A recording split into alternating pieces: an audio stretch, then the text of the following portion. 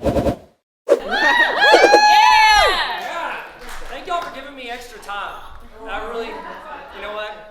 Tell me what email to get you a raise. You got it. Okay. So I have the opportunity to chat with you guys about a new website. It's called theyoutube.com. And I want to kind of give you some things with that. But I do have a request. I would love, because I'm going to talk about stuff I already know. If y'all want to talk about something else, just raise your, I don't care if it's even related to YouTube. We can just talk about your favorite, I don't know, TikTok accounts, whatever. Just raise your hand, ask a question, participate. I don't want this to be a weird TikTok with a guy that talks too fast and too southern. Okay, so I'd say TikTok, TED Talk. Would I say TED Talk or TikTok? You said TikTok. That's okay. TikTok, TED Talk, Tyler Tarver. Okay, so there we go. Too much. All right, so I want to chat with you. If you want access to this presentation, this is called a QR code. It's also what you use for menus. So if you want that, go for it. And if you're doing the fake thing where you're checking your text, pretending like you're doing QR code, that's totally cool. You don't work for me. Do whatever you want. Okay, and I'll have it at the end too in case I do show you something that you care about. So the way I do this thing, first off, turn that on. So the way I do these is I use a golden circle. Y'all know the golden circle? Simon Sinek's thing? Where, I don't know if he made it up, but I give him credit because that's where I saw it. The why, the what, and the how. So I'm going to chat a little bit about the why. Certain things matter when it comes to YouTube. I know I'm not introducing it to you for the first time, but I'm going to talk to you about some of the reasons it's important for us to not ignore it. And I know, I think this is you're preaching to the choir, Tyler. I get that. But this may be some things you can throw back at the people that are I don't know if this whole internet thing, it's a fad. All right? And so I can throw that at you, all right? So the why, the what, and the how. I'll try to give you all those as we go. So real quick, because I am what's considered a millennial, I am legally obligated to mention Harry Potter in all of my presentations. So has anybody read or seen Harry Potter? If you didn't raise your hand, it's not cool. Stop it, okay? It's not cool to say I don't watch Harry Potter. But in Harry Potter, if you were guessing, just based off of the title of every single book, who would you guess the hero is? Neville. Hermione. Neville had one shining moment. Hermione, if this wasn't for the purpose of this talk, Hermione's the actual hero. Let's be honest. They're dead. It should be called Hermione and I Solve Problems because I actually read my textbooks. Is what the name of every book should be. But if you're just looking at it, you would guess who is the Harry Potter. Harry Potter. It's Harry Potter and I broke all the rules, but I saved the day, so they forgive me. Okay? So, in Harry Potter, fun fact, is he the most powerful wizard in the books or the movies? No, he's not. Dumbledore, Dumbledore is the greatest wizard of his age. Then why are we not following Dumbledore to defeat the bad guy? You got Snape. Snape's more powerful, he's one of his teachers. Harry's not even the best one in his own grade. He's not even valedictorian, and we're trying to rely on him to defeat the bad guy. Here's the trick. Harry is the hero whose journey we are following. You've heard of the hero's journey? It's in most movies you've seen where you follow somebody wow, he doesn't seem very qualified for that. Well, I'm following them on their journey to become the hero. We're following him in his journey. In education, whenever you sat in a regular classroom, think of any class you sat in, your 10th grade history class. Picture your teacher. You're sitting in class. In that class, who was the hero?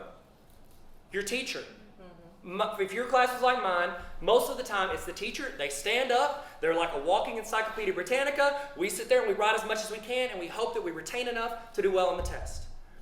With the access to what we have in our pockets on those little remote controls to our lives called cell phones, with access to information now, these students can go learn anything without us. So, and again, I'm preaching to the choir, but as we look at how we incorporate this stuff, one of the things we have to be willing to do is not think of the teacher as the hero in that class. Think of the best classroom you've sat in or the best class you've taught. Did it feel like your class or did it feel like our class? How do we put that back on the students? We want to be the guide in these students' journey. Yoda, Luke Skywalker, he couldn't do a handstand. He's lifting planes out of the water. But we're watching him save the day. He's blowing up the Death Star. Sorry, spoiler alert, from the 70s. You haven't seen that? That's on you, fam. In the club, you're not fam. All right? I'm just kidding. We are fam. We're fam, okay? Let's be real. All right? So as we look at how we utilize this tool, look at how you can allow it to be the primary source of how students get information in the first place. And then, flip classrooms, however you want to incorporate that to where you are now having the conversation. You're handling those side things. There was a research study where they took a class of medical students and they split them out. Half the class heard all of the information live from the teacher. The other half of the class watched that video pre-recorded on their own time. They found there was no significant difference in the learning between those two groups. It does not matter if those students hear it live or pre-recorded. The significant difference occurred in the follow-up. So if we're looking at, I only have my students for 45 minutes or 1 hour, an hour and a half, I don't have enough time. We need to figure out what is the time, how can we utilize that time to allow students to make a significant difference in their learning, and that's an interaction. So use this when you're pitching this to different teachers. Allow them to know, like you can even say, you don't have to, just tell them to Google the research study. They're never going to follow up. Just say research study and people believe you, okay? So, in those research, I've got it somewhere. I don't remember where it is, all right? The trick is, we're preparing them for the world they're walking into, right? Because where do you go if you're at home, you got to figure out I got to change the oil in this car, I don't know how. What do you do? No, you raise your hand and a certified oil change inspector walks over and goes, sweetheart, how can I help you today? Okay, what do you have any issues with? Let's start at the beginning. No, YouTube, right? We watch YouTube, we Google it. Guess what? That's what students are doing. Spoiler alert, that's what students are doing. There's a bunch of research studies, who cares? I'm going to tell you the most important one. In every class that you teach or your teachers teach, in every class, according to peer-reviewed research, over 90% of the students in that class will go to YouTube to learn something from that class, whether the teacher ever mentions YouTube at all. Some teachers are like, well, I don't want to mention YouTube. I don't want to mention ChatGPT or Gemini or any of these things. They're just going to go cheat. Guess what? They're going there anyways. Right. Research also shows us that students are more successful when teachers guide them through this process. When teachers show them, hey, this is a legit website, this is a legit YouTube channel, and like, oh, this is a place trying to sell you something. There's a difference, all right? Hint, it's in the pop-ups, okay? It's all in the pop-ups. Now, I'm going to summarize this for you. Internet, probably going to be around for a minute, okay? That's going to summarize that slide.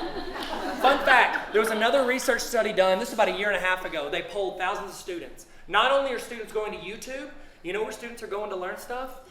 TikTok. Yep. And some of us are like, do you know what subject this was for? Math. Yep. This was for math. And they're going, how many of y'all are like, all right guys, we're gonna do slope-intercept formula. Everybody go. And some of y'all are like, I ain't done that since 9th grade.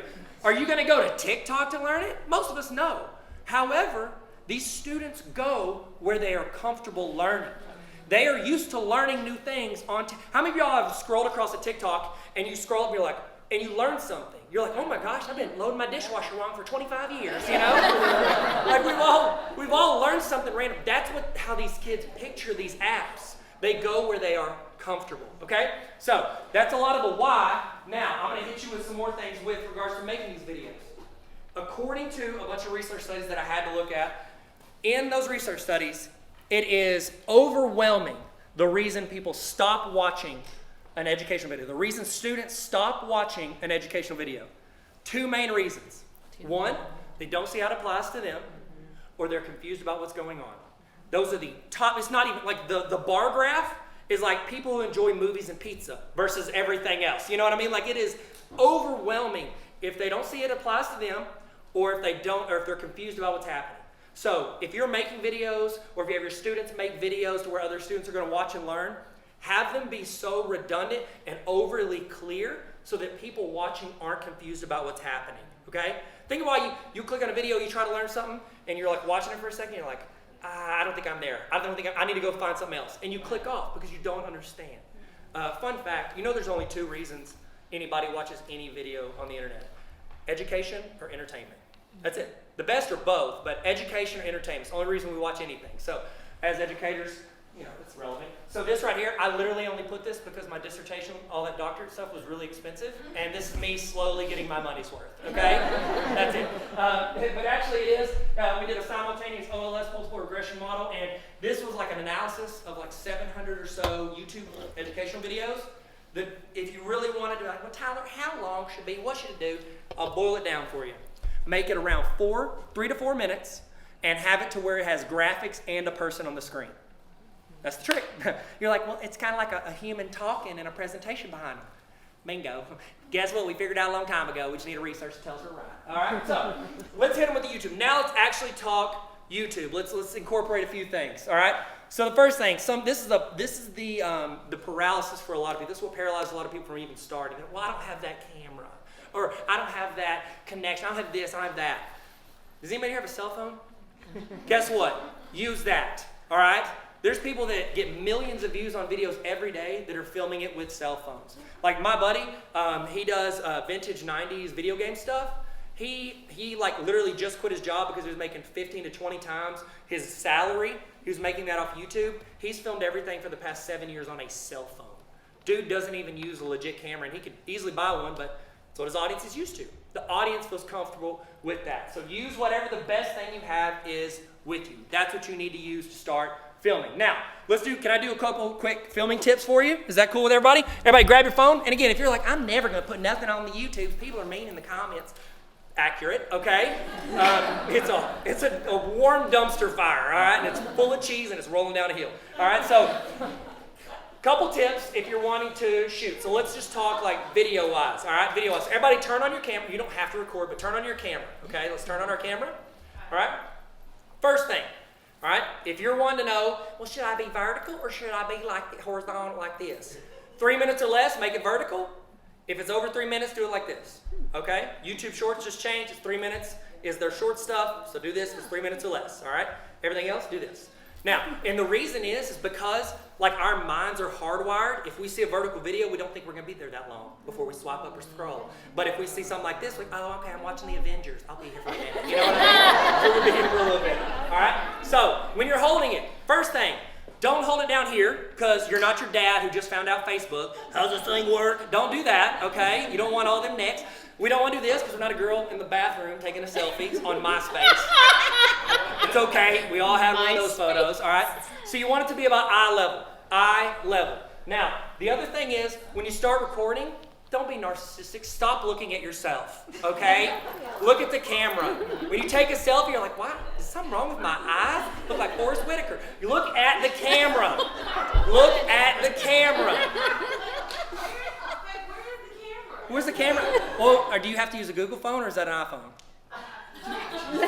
You get to use a Google phone. I have no idea where your camera is. I don't even know what I have. But I do know the specs are, yours is better than mine. It's for the iMessage. I know.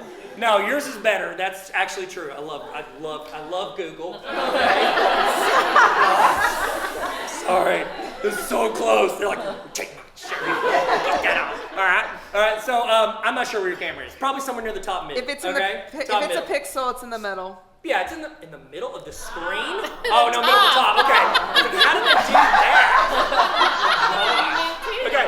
So hold it eye level. Another little trick if you're filming and you do notice that you keep like glancing down yourself, it is good to look, like make sure you don't have any boogers or anything weird going on. And then you're like, okay, I'm good. Then when you hit record, watch the record and make sure it starts counting. Okay. I can't tell you how many videos I filmed that I didn't actually film because I didn't hit record. I'm an idiot. 45 minutes wasted. All right, so whenever you go in, make sure it starts counting, then look up at the camera. A little tip, if you're going to film something, this also helps you hit your points. Get a Post-it and bullet point what you want to talk about. After you check your face, put the Post-it over your face, and that way you've got your bullet points right there, but you're also reminded to look at the camera. Sometimes I even put a little arrow that says, look at camera. And I also put a little note that says, slow down, Tyler. I legit have that on my camera because I talk too fast, okay? So here we go. Now, the next thing is lighting. You don't want to film against light. So like right here, well, first off, that screen's in my face. You don't want this because it makes it look like you're creeping into someone's house in the middle of the night, okay? So what you want to do is you want to use the light reflecting their face. Not direct sunlight, but like if you're near a window, hold the camera up so that the light comes in and hits your face. It's the best light. It's God's light right there all over, okay? Sorry, I'm spitting because I'm so excited. I don't think it reached you. I got a bridge to Terabithia. We're right here. Okay, so that light coming in off your face out of the window, that's what you want. That's the best. Not direct sunlight. Go under a tree. Get in the shade. Now, video, that's cool. That's cool. It's not the most important part. You know what the most important part is? The Audio. People will watch a video if it's like, oh, it's my nephew like learning to walk. They'll watch it if it looks like it was filmed on a potato. They don't care, okay? But if I'm watching something, I don't know what you're saying, fool. Click, I'm moving on, okay? If it's screechy or hurts, they're not gonna watch it, okay? So audio's your next thing. Little tip, when you're holding it, don't hold over the microphone, okay? What I like to do if you're filming with your phone, I get the phone and I cup my hand around, because a lot of times the audio comes in here. So I cup it around there and almost make it like a directional mic. So if the wind's blowing, it kind of covers it up a little bit and it's like pointing at my face. So that's what I like to do for the audio also. Everybody say, this is my normal voice. This is my normal voice. Now elevate it by like 12%. This is my elevated voice. This is my elevated voice. That's what you want to do. It's like this perfect spot between like how I'm doing where I'm like screaming at you right now. You don't want to do that, but you do want to elevate it a little bit. And if you do that, it's going to naturally take your voice out of that whole like, hey guys, this is my first YouTube video. I guess I'm going to make it. And you stop sounding so monotone. So just by elevating your voice a little bit, you'll start inflecting a little bit more and you'll start doing it like you're teaching a class. It'll come in a lot more natural. Okay, so if you want to do this with your students, I have like a short video in here. For the small phenomenal fee of $100 a month, you can, I'm kidding, it's free. So click that YouTube video and you can show it to your students if they're going to make projects and go through all that stuff that we just talked about. All right, now, Tyler, this is not really hitting all the things it says on the little AI-generated description you made. All right, well, we're about to hit that right now, okay? How much time do I got? Oh, I got so much time, 6, 7 hours. We're doing a YMCA lock-in, baby. Here we go. We're going to get all your summer PD done right now. All right, so real quick, I want to hit you with the 3 types of video storytelling, okay? So the first one, I've named it after a YouTuber who used to make a bunch of vlogs. I call this the NISTAT model. So anytime you're constructing a story, you're constructing a video, your students are creating a video, I like to use the NISTAT model. It's like a quick walkthrough of how you set up any story. And if you think of a movie, they've got this, all right? Step 1, the setup. Why do people stop watching YouTube videos? They're confused about what's going on. Setup explains what's going on. It's like when you go watch that movie and Emma Stone walks into a coffee shop and somebody walks in and goes, oh my gosh, Sarah, I haven't seen you since you graduated valedictorian and then you went on to get, and they give like her history so you know about that character and they're like, oh, that was pretty subtle, you know what I mean? And so it's like the setup. Also, fun fact, because I don't like you guys getting tricked. Do y'all know the term save the cat? Have you ever heard of that? It's a famous script writing book. So anytime, like if you watch like the third Thor movie, they're not gonna have to do this because like you know who Thor is at this point. But if you're ever introduced to like a new movie or a new character, watching the first 5 minutes, if that person doesn't do a good deed. It's called Save the Cat. It's a storytelling thing where when you set up a story, you want to know, oh, I'm supposed to like this person. So they save a cat from a tree. They do something nice in the first 5 minutes of the video so that you're like, oh, I want to root for them. And so it becomes that person. So now they're not getting it by you, okay? So now you know that. So number 1, you got the setup. Next, we don't just want to watch, oh, cool, it's just somebody living their life and everything seems to be going great. We need conflict. Setup, conflict, and then we don't want to leave it at conflict. We want the resolution. So before you go on, you tell a story, you do anything with a video, it's nice to jot down just 3, and that can be long, just setup, what's my setup? Okay, I need to explain it. Conflict, what's the problem? What's the issue? Why does this matter? Who cares? Conflict, and then resolution. Here's how we solve it. Here's how they solve that. This is how we fix this, all right? If you're actually filming a video, a lot of times they'll do it this way. You'll have like a little branding clip at the beginning. You're like, oh, you know what, Sega, or like that lion coming out, you know, like, rawr, that's a setup, your branding. Setup, you have an intro, a preview clip, intro, content, outro, and then leave them with something happy, okay? Next one, they call this the jingle model. This one's actually gotten really popular. It was popular on YouTube, and now you're actually seeing it in shorts as well.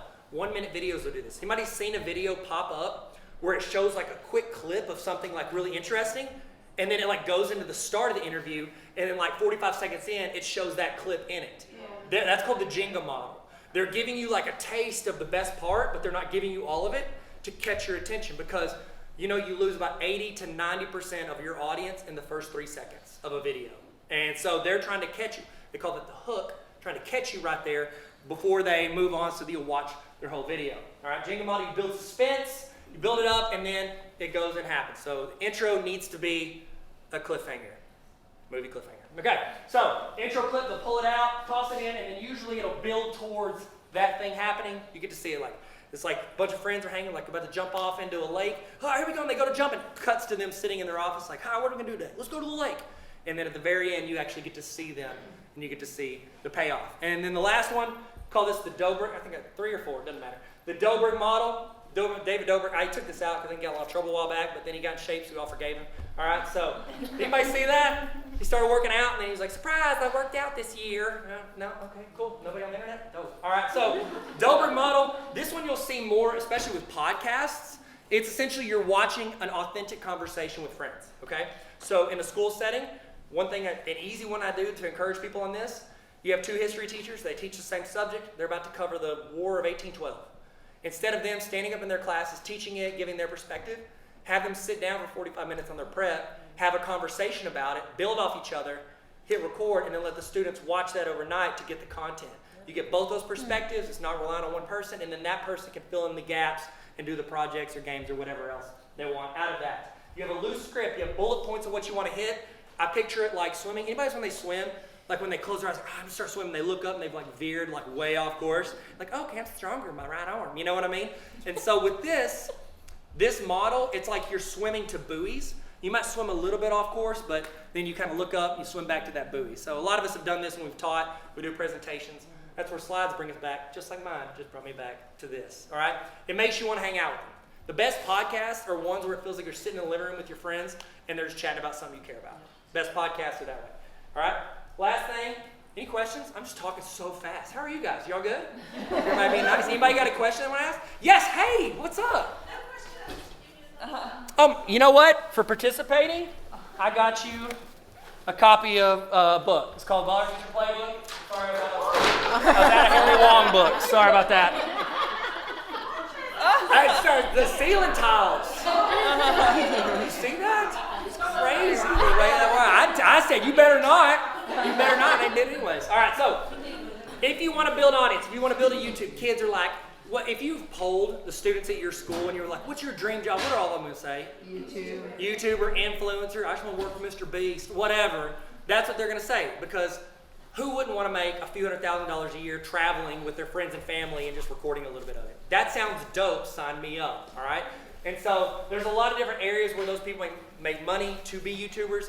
I'm not going into that, but I'll tell you, before they do that, you've got to build an audience and a community. So here are the 4 tips, the 4 C's. C's, turned 12 this week, of building an audience.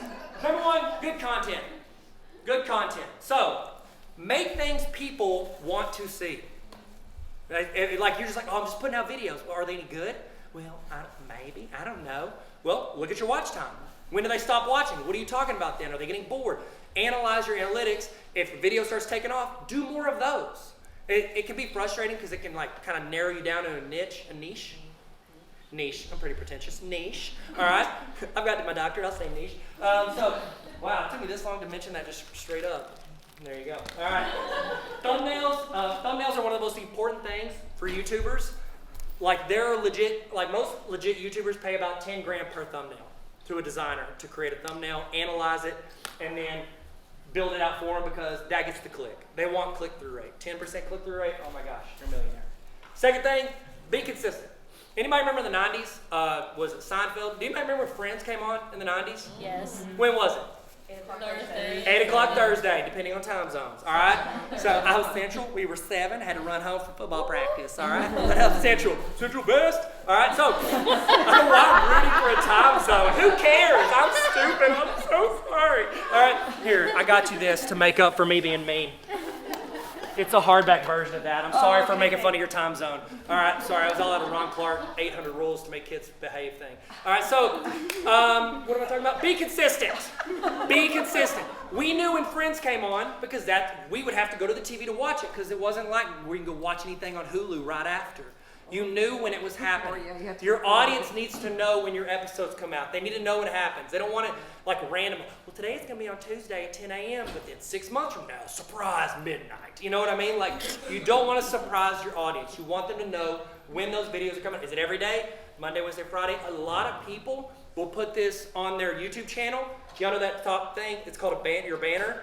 It's your, whatever. It shows you like, this is the name of the YouTube channel. They'll put when their episodes drop up there because they want clarity and less confusion for their audience. Next up, collaborate. This is huge. This is huge for growing your audience. Interviews, the reason that these people do interviews It's because guess what? Now I'm inviting that person's audience to come hear what I got. Maybe some of them stick around. Collaboration. All right, you can see this among teachers. You see it among creators. It's huge, and it's going to keep getting more and more popular because that's how you grow. Number 4, and last one, and most important, community. People find community online all the time. It's not weird anymore. It's not weird because there are so many different personalities, and you don't have to just like, maybe I can find the 2 people that agree with me in my town. Now you can go out, and does that mean I need to shut up? Yeah. I have 5 minutes. I have 5 minutes. They gave me extra time. Thank you. Thank you. So, okay, dope. Sweet. You're doing great. You're doing great. Undefeated. Love you. Tell the what? Tell us more about the godlike. No, stick to Santa. Can you make I ain't money? that club. I don't know what they talking about. Can you make So- money? To what? How do you make money? There's 4 areas to make money as a creator. Now, community. Build community. Easiest way to start, if you legit want to start making YouTube, or your kid or your students, whoever wants to start building a YouTube community, the easiest rule you can tell them is join a community. Don't just start making videos, but everybody come to me so I can get rich. Okay? We've all seen those people. We've all followed them on Twitter and then unfollowed them, muted them for 6 months, then unfollowed them. Okay? Easiest way, reply to every comment. Reply to every comment you get. Even if it's just an emoji, like smiley face, reply with a bigger smiley face, okay? Respond to every comment. There's also, they call it the 98-cent rule. I'm gonna get the math wrong. It's something like that, 98-cent rule. But essentially, it's where you hit the hashtag of people related to the, hey, what's up? You take them? Oh, take a pic. Okay, so you give your 2 cents, you search your hashtag, you go find the top 9 posts related to that topic that you care about, and then you go into the comments and you add value. Don't say, hey, come check out my page, I'm talking about this too. Don't do that. They're gonna click and go there anyways. Go in and be like, oh, that's great, I love this, or oh, that's really cool, how about this? Add value to that community. I feel like a lot of us, if you're in like Google groups, like if you're, like we're probably already doing this in other areas, but to grow on social, what you have to do, it takes time and going in and joining that community and adding value. I'll be honest, you guys, like one of my favorite things on social media is the comments. Like there are so many videos, like I'll be watching a video and it's like weird or cringe, or I'm like, oh, this person's a little off. I'll sprain my ankle running to them comments, okay? I'm like, oh, what are people making fun of this person? You know what I mean? Like I want to see what they're gonna say. And so I'll go there and find it. So I have a template. I'm almost done. I'm sorry. Y'all getting close to my computer. No, good? He said y'all are getting Okay, close. sorry. I know, don't fuck me. I was too close. You didn't have time to focus. I love that. Man, it's so hot right now. All right, so I have something for you guys, and I'm going to show you how to get it, but this is not self-promoting. I promise. I'm going to show you how to not be that. Okay? So I've got like a little free resource template section on my website, and yes, you're going to put your email in. Insider information, Mark Stewart. Y'all ready? I'm going to give you insider info. You don't have to put your email and get on my email list. Put any email you want, okay? That Hotmail you had in college is embarrassing to say out loud. You can put your boss's email, your teacher you don't like down the hall. I don't care. Put any email in, and as soon as you do, it's going to pop up some stuff. And it's going to pop a bunch of free templates and resources, all this in a Google Doc. File, make a copy, block me. Okay, I don't care. I just want you to report me to the police. I don't care. So go in. It's under video resources, and it's called Educational Video Template. You can go in, or if your students are making videos for a presentation, anything like that, it's using a lot of the stuff I read in the dissertation, whatevers, and it's breaking down, like essentially they can make a script for a video. You could copy that, toss it into Gemini, it'll build out a script, they can riff off of it, and they can make it. So it's just an easy template you can have and use. See how I slowed down my voice finally at the end. That's what I have. If you want, I have this like a longer, less yelly video that I made a few years ago. It's probably outdated, but it's a YouTube for education video. And then over there, I actually built a notebook using my dissertation, my book, and a bunch of other resources. So if you want to have access to my notebook, LM, you can actually go in and build it off of that YouTube stuff if you're really interested in it. So there we go. And does anybody have I have 30 seconds. Any questions? Thoughts? I have more prizes. I don't want to carry them home. Anybody? Yes! Hey, you two! I made you a graphic Oh my gosh, you win. Let me see what I can find. Here is a box of things. Oh my gosh. Great job. Wow. All right. She was not ready One for more that. question. Where can I find? It is not public yet. They just emailed me this week because it was like 2 years ago. I'm like, what are y'all doing? All right, I paid you a lot of money and get up quicker. It's supposed to be up on Harding's website soon. So here's $100 cash. Thank you so much for having me. Thank y'all so much. Y'all did great. Good job.